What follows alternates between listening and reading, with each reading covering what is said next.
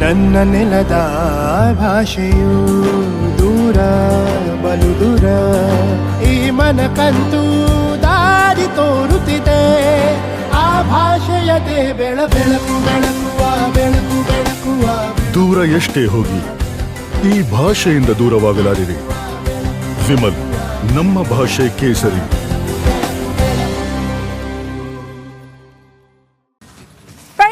ಪ್ರಕರಣ ದೊಡ್ಡ ಮಟ್ಟದ ಸಂಚಲನಕ್ಕೆ ಕಾರಣ ಆಗಿದೆ. ಇದರ ಬೆನ್ನಿಗೆ ಇವತ್ತು ಹುಬ್ಬಳ್ಳಿಯಲ್ಲಿ ಕೋರ್ ಕಮಿಟಿ ಸಭೆಯ ಬಳಿಕ ಮಾಜಿ ಸಿಎಂ ಎಚ್.ಡಿ. ಕುಮಾರಸ್ವಾಮಿ ಅವರು ಸುದ್ದಿಗೋಷ್ಠಿ ಮಾಡ್ತಾ ಒಂದು ಹೆಸರನ್ನ ಉಲ್ಲೇಖ ಮಾಡ್ತಾರೆ. ಅದು ಮಹಾನಾಯಕ ಅನ್ನೋ ಮೂಲಕ. ಮಹಾನಾಯಕ ಯಾರು ಅನ್ನುವಂಥ ಪ್ರಶ್ನೆಗೆ ಆಲ್ಮೋಸ್ಟ್ ಈಗ ಉತ್ತರ ಸಿಕ್ಕಾಗಿದೆ. DCM D K. ಶಿವಕುಮಾರ್ ವಿರುದ್ಧ ನೇರವಾಗಿ ಮಾಜಿ ಸಿಎಂ ಎಚ್.ಡಿ. ಕುಮಾರಸ್ವಾಮಿ ಅವರು ವಾಗ್ದಾಳಿ ನಡೆಸಿದ್ದಾರೆ.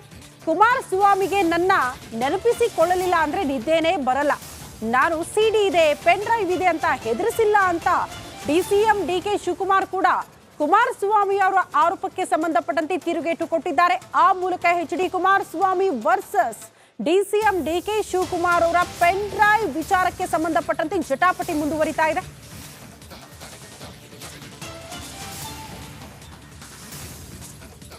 ಮಹಾನ್ ನಾಯಕರು, ಕಾಂಗ್ರೆಸ್ನ ಮಹಾನ್ ನಾಯಕ, ಕಾಂಗ್ರೆಸ್ನ ವರ್ಕರ್ಸ್ಗಳನ್ನು ಪ್ರತಿಭಟನೆ ಮಾಡಿಸಿರ್ತಕ್ಕಂಥದ್ದು ಇದೆಯಲ್ಲ, ಮಹಾನ್ ನಾಯಕರು, ಕಾಂಗ್ರೆಸ್ ನಾಯಕರು ಮಹಿಳೆಯರಿಗೆ ಯಾವ ಮಟ್ಟದ ಗೌರವ ಕೊಟ್ಟಿದ್ದಾರೆ, ಆ ಮಹಿಳೆಯರ ಬದುಕನ್ನು ಯಾವ ರೀತಿ ಇವತ್ತು ಬೀದಿಗೆ ತಂದಿದ್ದಾರೆ, ಅದೆಲ್ಲವನ್ನು ಚರ್ಚೆ ಮಾಡಬೇಕಾಗಿದೆ.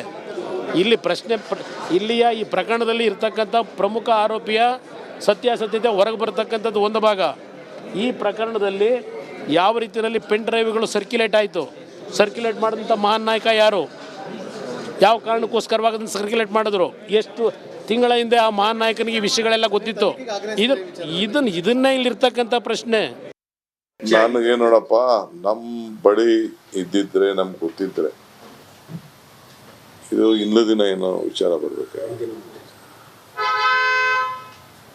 ಇದು ಇವತ್ತು ಅವ್ರು ಮಾತಾಡ್ತಾ ಇದ್ದಾರೆ, ಅವನ ಮೇಲೆ ಏನಾದ್ರು ಬೀಳ್ತಾರೆ ಅಂತ ಏನೋ ಅವ್ನು ಮಾತಾಡ್ತಾರೆ.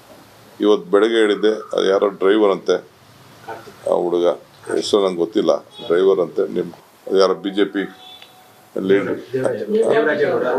ಮಾಡಿದ್ದಾರೆ ಅಂತ ನನಗೆ ಫೋನಲ್ಲಿ ಹೇಳಿದ್ರು. ಬಟ್ ಆ ಪೇಪರ್ ಟಿವಿಲಿ ಬರ್ತಾ ಇದೆ, ಎಲ್ಲ ಟಿವಿಲಿ ಬರ್ತಾ ಇದೆಯಾ? ಬರ್ತಾ ಇದೆ ಅಂತ ಹೇಳಿದ್ರು. ಸೊ ನನಗೇನಾದ್ರು ಇತ್ತು ಅಂದರೆ, ನಾವು ನಮ್ಮ ರಾಜಕೀಯದಲ್ಲಿ ನಮ್ಮ ಕಾರ್ಯಕರ್ತರು ಅದನ್ನು ಭಾಳ ಉಪಯೋಗಿಸಿರೋ ಬಿಡ್ತಿರೋ. ಬಟ್ ನಾನಂತೂ ಇಂಥ ಚಿಲ್ಲರೆ ಕೆಲಸಕ್ಕಂತೂ ಕೈ ಹಾಕಕ್ಕೆ ಹೋಗ. ಏನಿರೋ ಚುನಾವಣೆಯಲ್ಲಿ ಎದುರಿಸೋ ನಾನು ಸಿದ್ದರಾಮಯ್ಯನಿಗೆ. ಇದು ನಾನು ಯಾವತ್ತೂ ಜೋಬಲ್ಲಿ CD ಇದೆ, ಪೆನ್ ಡ್ರೈವ್ ಇದೆ, ಪೆನ್ ಡ್ರೈವ್ ಬಿಚ್ಚಿನಿ ಅಂತ ನಾನು ಯಾವತ್ತೂ ಹೇಳೋಕ್ಕೋಲ್ಲ. ಇದೇ ನೋಡಪ್ಪ, ಕರೆದಿದ್ದೀನಿ ನಾನು, ಪಾಪ ಅಲ್ಲಿ ಅಸೆಂಬ್ಲಿಗೆ ಬಾ ಅಂತ ಕರೆದಿದ್ದೀನಿ. ಅದು ನಮ್ಮ ಬ್ಲಡ್, ಅದು ಬೆಂಗಳೂರು ಕೆಂಪೇಗೌಡರು, ಬೆಂಗಳೂರು ಡಿಸ್ಟಿಕ್ ಬ್ಲಡ್ ಅದು, ಅರ್ಥ ಆಯ್ತಾ? ಇವೆಲ್ಲ ಕಂಪ್ಲೀಟ್ ಅಲ್ಲ, ಬೇರೆಯವ್ರ ವಿಚಾರನ ಬೇಡ. ಆ ಯೌವನವನ್ನ ಇವತ್ತು ಇದ್ದಾಗ ಯಾವ ರೀತಿ ಅವ್ರ ಬಗ್ಗೆ ಒಂದು ಕಣ್ಣಿಟ್ಟಿರಬೇಕು ಅಂತ ಹೇಳ್ತಕ್ಕಂಥ ಇಂಥ ನೀಚ ನೀನು ಇವತ್ತು ನಾಡಿನ ಹೆಣ್ಣು ಮಕ್ಕಳಿಗೆ ಗೌರವ ಕೊಡ್ತೀಯ, ಈ ರಾಜ್ಯದ ಹೆಣ್ಣು ಮಕ್ಕಳ ರಕ್ಷಣೆ ಮಾಡ್ತೀಯ. ನಾನು ಏಕವಚನದಲ್ಲಿ ಮಾತನಾಡಬಾರದು. ಇವತ್ತು ಆ ಹೆಣ್ಣು ಮಕ್ಕಳನ್ನ ಬೀದಿಗೆ ತಂದು ನಿಲ್ಸಿದೆಯಲ್ಲ, ಭಗವಂತ ಒಳ್ಳೇದು ಮಾಡ್ತಾನೆ. ಪ್ರಜ್ವಲ್ ರೇವಣ್ಣ ಅವ್ರು ತಪ್ಪಿದ್ರೆ ಹ್ಯಾಂಗ್ ಮಾಡಿ ನಾನು ಬೆಂಬಲ ಕೊಡೋದಿಲ್ಲ. ಹಾಗಂತ ಹೇಳಿ ನಮ್ಮ ಕುಟುಂಬದ ವರ್ಚಸ್ಸನ್ನ ಹಾಳು ಮಾಡ್ಲಿಕ್ಕೆ ಲಕ್ಷಾಂತರ ಜನ ಬದುಕು ಕೊಟ್ಟಿದ್ದೇವೆ, ಅನ್ನ ಕೊಟ್ಟಿದ್ದೇವೆ. ದೇವೇಗೌಡ 60 ವರ್ಷದ ರಾಜಕೀಯ ಜೀವನದಲ್ಲಿ ಲಕ್ಷಾಂತರ ಕುಟುಂಬಗಳು ಅವರ ಹೆಸರಿನಲ್ಲಿ ಬದುಕ್ತಾ ಇದ್ದಾರೆ. ಆ ರೀತಿ ಕುಟುಂಬದಲ್ಲಿ ಬಂದವರು ನಾವು. ನೋಡಿ, ಕುಮಾರಸ್ವಾಮಿಗೆ ನನ್ನ ನೆನೆಸ್ಕೊಳ್ಳಿಲ್ಲ ಅಂದ್ರೆ ಇವತ್ತಿಂದನೇ ಅಲ್ಲ, ಬಹಳ ವರ್ಷದಿಂದ ಅವರು ಅವ್ರ ಕುಟುಂಬದವರು ನನ್ನ ನೆನೆಸ್ಕೊಳ್ಳೇಬೇಕು. ಅವ್ರು ನೆನೆಸ್ಕೊಳ್ಳಿಲ್ಲ ಅಂದ್ರೆ ನಿದ್ದೆನೂ ಬರುದಿಲ್ಲ, ಊಟನೂ ಸೇರುದಿಲ್ಲ,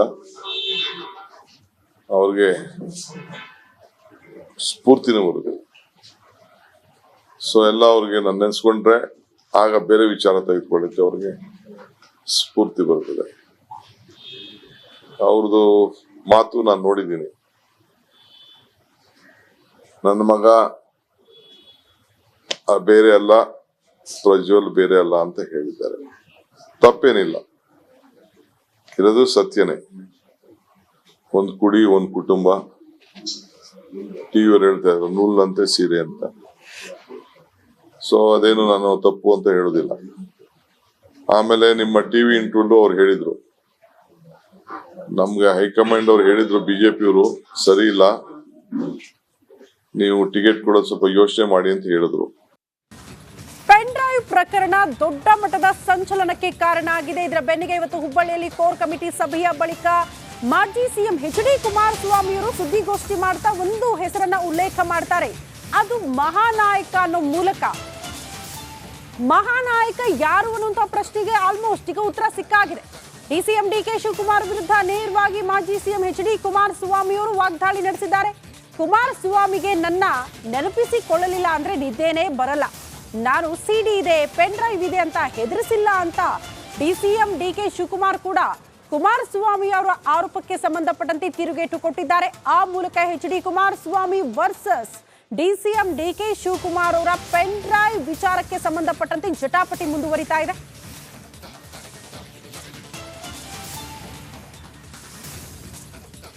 ಮಹಾನ್ ನಾಯಕರು, ಕಾಂಗ್ರೆಸ್ನ ಮಹಾನ್ ನಾಯಕ, ಕಾಂಗ್ರೆಸ್ನ ವರ್ಕರ್ಸ್ಗಳನ್ನು ಪ್ರತಿಭಟನೆ ಮಾಡಿಸಿರ್ತಕ್ಕಂಥದ್ದು ಇದೆಯಲ್ಲ, ಮಹಾನ್ ನಾಯಕರು, ಕಾಂಗ್ರೆಸ್ ನಾಯಕರು ಮಹಿಳೆಯರಿಗೆ ಯಾವ ಮಟ್ಟದ ಗೌರವ ಕೊಟ್ಟಿದ್ದಾರೆ, ಆ ಮಹಿಳೆಯರ ಬದುಕನ್ನು ಯಾವ ರೀತಿ ಇವತ್ತು ಬೀದಿಗೆ ತಂದಿದ್ದಾರೆ, ಅದೆಲ್ಲವನ್ನು ಚರ್ಚೆ ಮಾಡಬೇಕಾಗಿದೆ. ಇಲ್ಲಿ ಇಲ್ಲಿಯ ಈ ಪ್ರಕರಣದಲ್ಲಿ ಇರ್ತಕ್ಕಂಥ ಪ್ರಮುಖ ಆರೋಪಿಯ ಸತ್ಯಾಸತ್ಯತೆ ಹೊರಗೆ ಬರತಕ್ಕಂಥದ್ದು ಒಂದು ಭಾಗ. ಈ ಪ್ರಕರಣದಲ್ಲಿ ಯಾವ ರೀತಿಯಲ್ಲಿ ಪೆನ್ ಡ್ರೈವ್ಗಳು ಸರ್ಕ್ಯುಲೇಟ್ ಆಯಿತು, ಸರ್ಕ್ಯುಲೇಟ್ ಮಾಡಿದಂಥ ಮಹಾನ್ ನಾಯಕ ಯಾರು, ಯಾವ ಕಾರಣಕ್ಕೋಸ್ಕರವಾಗಿ ಅದನ್ನು ಸರ್ಕ್ಯುಲೇಟ್ ಮಾಡಿದ್ರು, ಎಷ್ಟು ತಿಂಗಳ ಹಿಂದೆ ಆ ಮಹಾನ್ ನಾಯಕನಿಗೆ ವಿಷಯಗಳೆಲ್ಲ ಗೊತ್ತಿತ್ತು, ಇದನ್ನೇ ಇಲ್ಲಿರ್ತಕ್ಕಂಥ ಪ್ರಶ್ನೆ. ನನಗೆ ನೋಡಪ್ಪ, ನಮ್ಮ ಬಳಿ ಇದ್ದಿದ್ರೆ ನಮ್ಗೆ ಗೊತ್ತಿದ್ರೆ ಇದು ಇಂದು ದಿನ ಏನೋ ವಿಚಾರ ಬರ್ಬೇಕು. ಇದು ಇವತ್ತು ಅವ್ರು ಮಾತಾಡ್ತಾ ಇದ್ದಾರೆ, ಅವನ ಮೇಲೆ ಏನಾದ್ರು ಬೀಳ್ತಾರೆ ಅಂತ ಏನೋ ಅವ್ನು ಮಾತಾಡ್ತಾರೆ.